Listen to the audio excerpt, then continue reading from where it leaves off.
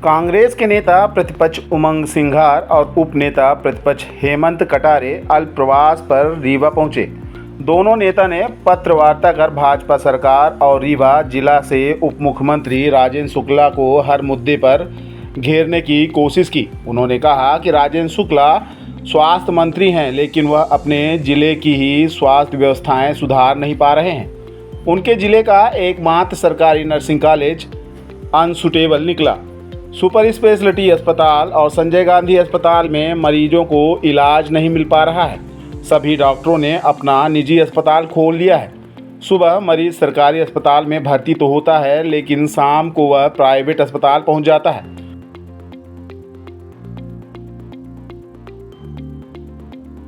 नेता प्रतिपक्ष ने रीवा की सरकारी जमीनों को कौड़ियों के दाम समदड़िया बिल्डर को दिए जाने के भी आरोप लगाए। उन्होंने कहा कि सरकारी जमीनों को पुनर्घनत्वीकरण योजना के तहत समदड़िया को कौड़ियों के दाम पर दे दिए गए।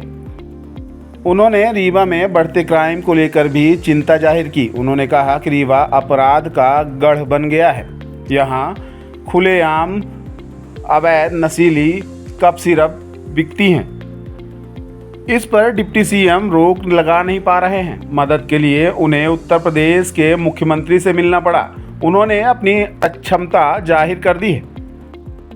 नेता प्रतिपक्ष ने रीवा में अवैध उत्खनन को लेकर भी सवाल खड़े किए हैं। कहा कि सभी भाजपाई खदान चला रहे हैं। अवैध उत्खनन यहां जोरों पर है। यह मुद्दा भी विधानसभा में प्रमुखता से उठाया जाएगा। नेता प्रतिपक्ष ने कहा कि जिन वादों पर सरकार बनाई गई थी उन्हें भाजपा सरकार पूरा नहीं कर पा रही है। लाडली बहना योजना के तहत 3,000 रुपये देने का वायदा किया गया था, लेकिन बजट में कहीं इसका जिक्र नहीं देखने को मिला। उमंग सिंघार ने कहा रीवा में क्राइम का ग्राफ तेजी से बढ़ रहा है।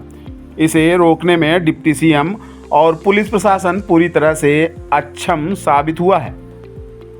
मध्य प्रदेश में नर्सिंग घोटाले को लेकर उन्होंने कहा कि मध्य प्रदेश में इतना बड़ा नर्सिंग घोटाला हुआ, इसकी लड़ाई कांग्रेस लड़ रही है। नेता प्रतिपक्ष ने मोहन सरकार और आरएसएस पर धर्म राजस्व विभाग के उज्जैन स्थानांतरण को लेकर भी हमला बोला। उन्होंने कहा यह सब आरएसएस की फंडिंग के लिए किया गया है। आरएसएस सभी गतिविधियों को वहीं से संचालित करता है, सभी मंदिरों को वहीं से ऑपरेट करते हैं। इसी मंशा को लेकर मोहन सरकार ने उज्जैन विभाग को स्थानांतरित कर दिया।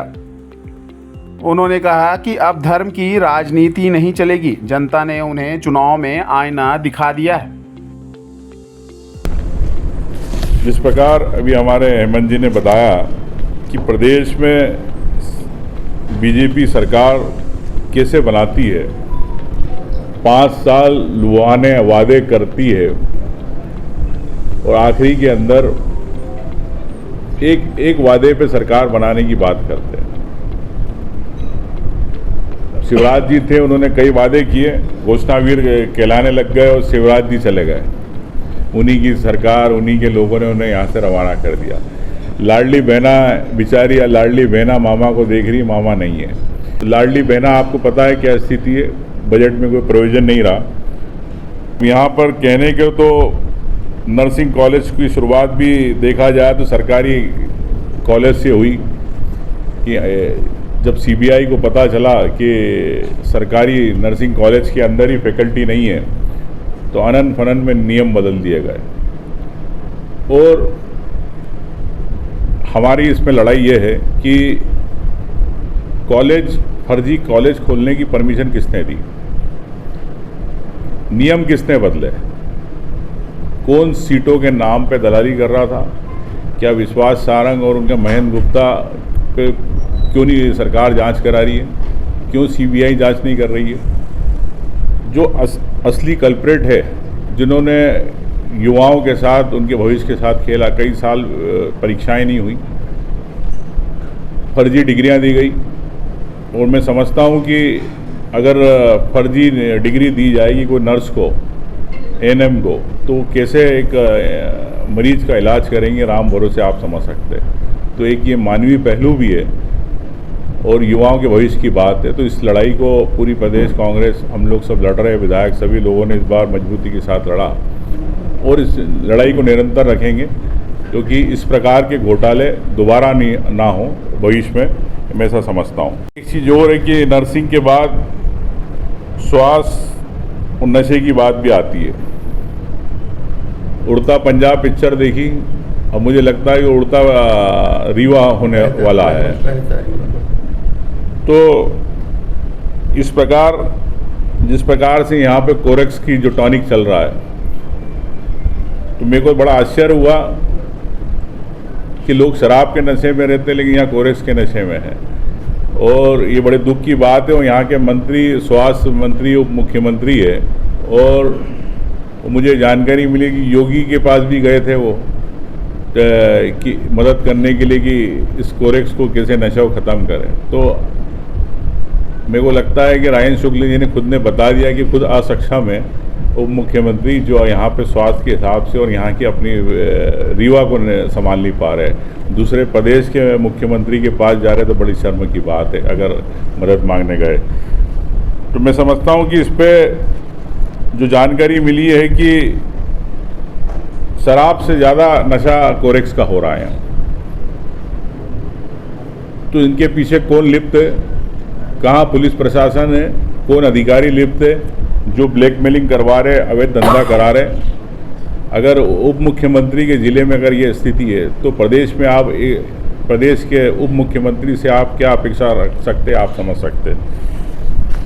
इंजीनियरिंग कॉलेज में है यहाँ पे, लेकिन जो जानकारी मिली कि फैकल्टीज़ नहीं है यहाँ पे, तो इंजीनियरिंग के लिए बच्चों को बाहर पढ़ने जाना पड़ता।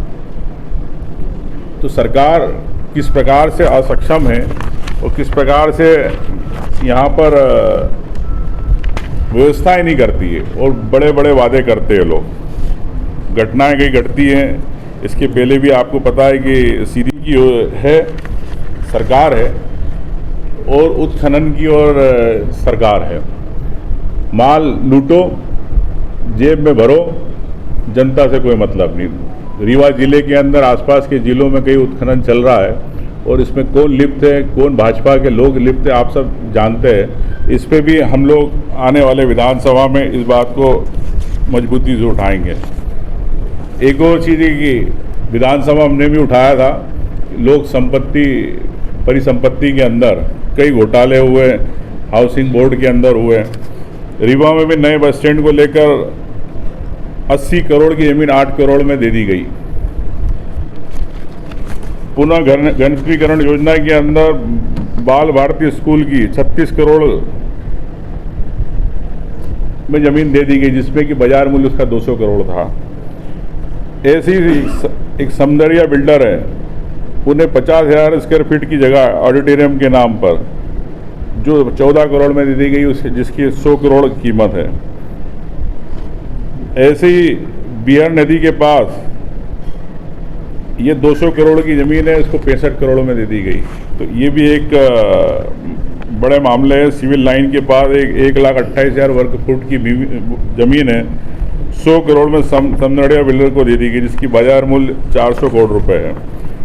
तो अभी परिसंपत्ति के अंदर ये तो हाउसिंग की मैंने बताई, चारों भूमि जो है, और भी इसके अलावा गंगा कछार, मानस भवन, कलेक्ट्रेट के सामने पुराने बस स्टैंड और चिरहुला कुक्कड़ प्रशिक्षण केंद्र, 65 करोड़ की ज़मीन है, लेकिन बाजार मूल्य इसका 800 करोड़ रुपए है।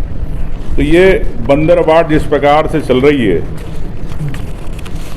जिले के अंदर और क्षेत्र में, तो निश्चित तौर से मैं समझता हूँ कि ये एक बड़ा सोच का विषय है, क्योंकि पूरे प्रदेश के अंदर इस प्रकार के घोटाले चल रहे हैं और सरकार के पास पैसा है नहीं। सरकार के पास मात्र राजस्व प्राप्ति में से पूरे खर्चे 1,27,000 करोड़ में से मात्र 5,000 करोड़ रुपए थे, लेकिन बताते हैं कि हमारा 4.25 लाख करोड़ का बजट था। बजट 81,000 करोड़ का आप कर्ज ले रहे हो, जनता को आप कर्ज लेके घी पिलाना चाह रहे हो, लेकिन घी पिला रहे हो, लेकिन घी जनता को नहीं पिला रही। जो अधिकारी है, जो मंत्री है, भ्रष्टाचारी, इन लोगों को घी पिला रहे हैं। जनता के ये विकास की बात नहीं करना चाहते। अब आप बजट देखेंगे तो सिर्फ 5,000 करोड़ के अंदर पूरे प्रदेश का विकास कैसे होगा।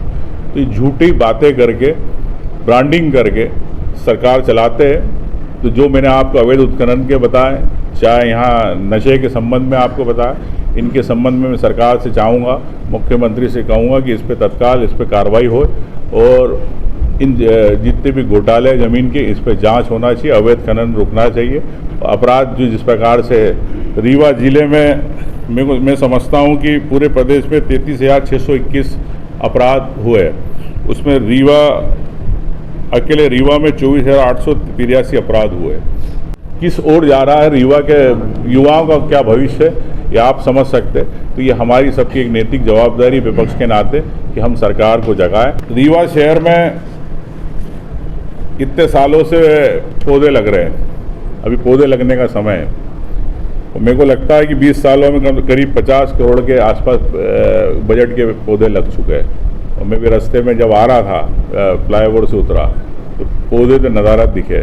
तो ये भी एक वृक्षारोपण के नाम पर रीवा शहर में जो घोटाला चल रहा है ये भी एक महत्वपूर्ण है। उसको हम आने वाले समय में प्रदेश में भी विधानसभा में इस मुद्दे को उठाएंगे। Sanjay Gandhi hospital super specialist अस्पताल जो कई समय से है, लेकिन मुझे जानकारी जो मिली है कि सरकारी अस्पतालों में मरीज सिर्फ नाम के लिए भर्ती होते हैं और डॉक्टरों ने अपनी दुकानें खोल रखी है, अपने नर्सिंग कॉलेज अस्पताल खोल रखे हैं, वहाँ शाम को भर्ती हो जाते हैं। सच्चाई आप में से बेहतर जानते हैं। तो क्या उप मुख्यमंत्री जी इतने असक्षम है कि सरकारी कॉलेज की व्यवस्था ढंग से नहीं करा सकते? क्या उप मुख्यमंत्री जी का प्राइवेट डॉक्टरों के साथ या सरकारी डॉक्टर जो कर रहे हैं जिनके प्राइवेट नर्सिंग है, क्या उनके साथ आपका कमीशन का रिश्ता नाता तो नहीं है? तो ये एक महत्वपूर्ण है कि आयुष्मान योजना के जिस प्रकार से घोटाले हो रहे हैं, जिस प्रकार से फर्जी मरीज दिखा के उसमें से पैसे निकाले जा रहे हैं, तो ये बड़ी शर्म की बात है। और मैं समझता हूँ कि मुख्यमंत्री जी अगर उप मुख्यमंत्री जी नहीं संभाल पा रहे तो इनसे उप मुख्यमंत्री का पद वापस लेना चाहिए, ऐसा मेरा सोच। धर्म राजस्व विभाग उज्जैन ट्रांसफ़र किया गया, तो क्यों किया गया, इसके पीछे क्या है? क्या मुख्यमंत्री वहाँ के इसलिए ट्रांसफ़र किया गया कि और कोई कारण? उसके पीछे का कारण यह है कि आरएसएस वहाँ से पूरी गतिविधियाँ संचालित करता है, धार्मिक गतिविधियाँ, और सभी मंदिरों को ऑपरेट करते हैं। जो आरएसएस के पास कलेक्शन आता वो कहीं ना कहीं मंदिरों के आसपास से जुड़ी संस्थाओं से क्यों है? तो ये सब गतिविधियां वहाँ से चल रही है और इस मंशा से मुख्यमंत्री जी ने वहाँ पे उसको ट्रांसफ़र किया। तो ये अब आप जानते हैं कि अब अयोध्या में क्या हुआ अभी, तो अब धर्म की राजनीति देश में नहीं चलेगी। देश के अंदर सभी को मौलिक अधिकार की, स्वतंत्रता की अभिव्यक्ति, चाहे आप पत्रकार है तो आपको भी अधिकार है अपनी बात कहने का। जिस प्रकार से सब पे बंदिशें लगाई जा रही थी, तो मैं निश्चित तौर से समझता हूँ कि इस बार देश की जनता ने एक जो भारतीय जनता पार्टी को अल्पमत में रखा, तो ये देश की जनता को धन्यवाद देना चाहता हूँ कि आपने संविधान की रक्षा करी। देखिए, अब भारतीय जनता पार्टी है, अब आप किस प्रकार से उन्होंने 10 साल शासन किया, आप समझते हैं कि कैसे ईडी, सीबीआई और इनकम टैक्स का उन्होंने छापे लगवाए, किस प्रकार से दबावा। भारतीय जनता पार्टी के पास मुझे लगता नहीं कि कार्यकर्ता है, ईडी और सीबीआई है जिसके माध्यम से 10 साल सरकार चलाई। तो आने वाले 5 साल पता चलेगा इन्हें कि सरकार कैसे चलती है। धन्यवाद, थैंक यू।